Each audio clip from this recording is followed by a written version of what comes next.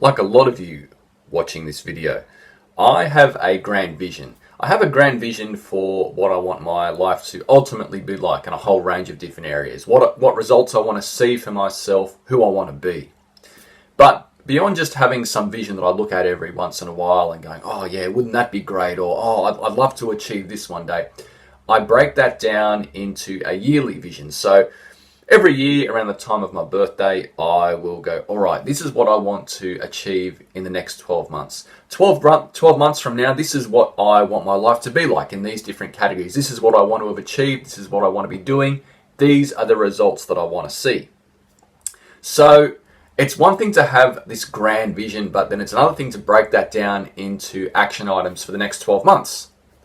But then going a step further, I break that down into quarterly goals. So these goals, for me, I line them up with the changing of the seasons. So I'm recording this video right now in the middle of winter. So I've got goals for the winter.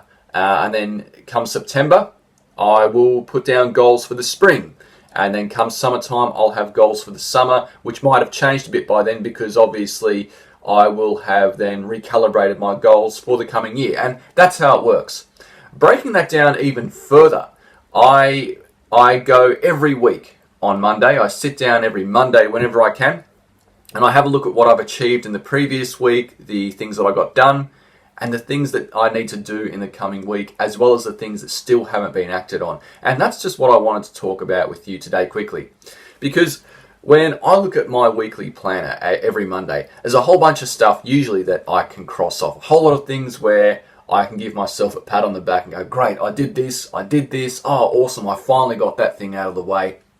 But in all the years that I've been doing this, I can't think of a single time where I've ever sat down and been able to wipe the slate completely clean, metaphorically. There's never been a time where I've sat down and go, oh, you know what, I did absolutely everything across these 8 categories of my life during the past week.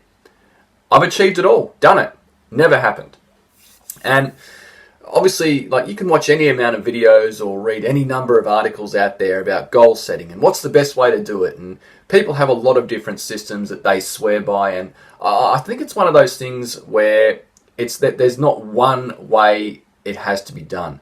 I think the best thing to do is to have a look at a few different systems and then work out which one fits in best with yourself. Which one can you adapt to fit your lifestyle, fit your priorities, and most importantly, does it actually keep you accountable? Does it give you an easy heads up as to where you're at, what needs to be done, what needs to be achieved? But like I said, for all of that, for these systems that I have in place, these ways of monitoring my progress, as I'm making this video right now, there's still so much that I haven't done.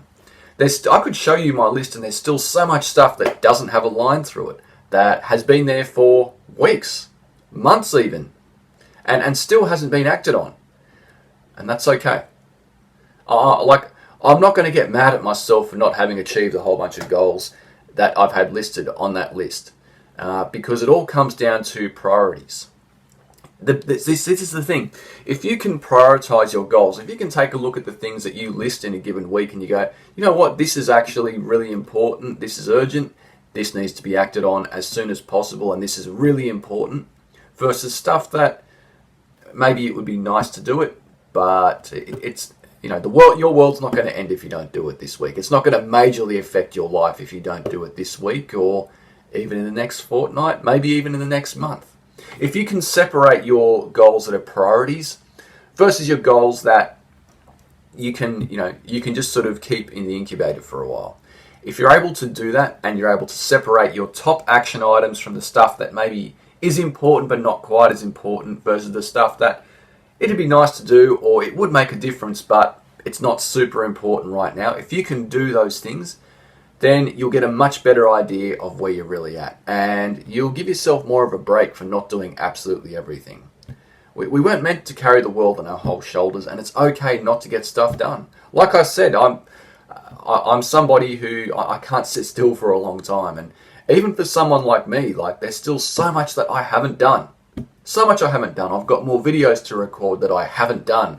I've got all these ideas for stuff that I want to talk about with you guys and hasn't been done yet. And I'm all right with that. So I didn't want to make this video too long today, but I just wanted to say that if you haven't prioritized your goals, if you haven't organized them into stuff that's a high priority and that's important and urgent, and categorized it into other stuff that maybe isn't so urgent or isn't so important, I'd stress to do that, because that's going to make it a lot easier for you, and it's going to make it a lot less stressful, and you'll be able to get the important stuff done more effectively. You'll have more clarity on what's the stuff that's really worth focusing on. So yeah, look, it's okay if stuff remains undone, so long as you're getting the most important stuff done, and then maybe you can fill in the gaps in time with the less important stuff. And just keep doing. Just make every day count. That's one of the few mantras that I live by, is to make every day count for something. You know, curveballs come out of nowhere. Things happen unexpectedly, and that happens to all of us. But regardless of everything else that happens, if you can make every day just count for something, then over time that's really going to pay off for you, and you're going to feel a lot more content about what you're achieving. There's going to be less stress about stuff that really doesn't matter in the bigger scheme of things. But it's okay if there's still stuff that you haven't done, because there's stuff that I haven't done, and pretty much everybody else that you speak to have got things that they still have not done. But just get the important things right and make every day count. So yeah, I wanted to leave you with that one, guys. If you haven't subscribed to this channel, then what are you waiting for? Go ahead and do that right now, so that you don't miss videos like this, and you don't have to sift through old videos to find the video you're looking for in relation to something that I'm talking about or something that comes to mind. And share this video with anybody who you think needs to give themselves a bit of a break and to identify what really matters, and they need to learn to be okay with the stuff that they haven't done yet.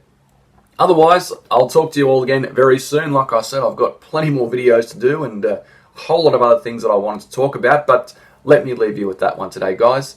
Take it easy. Just focus on the important things.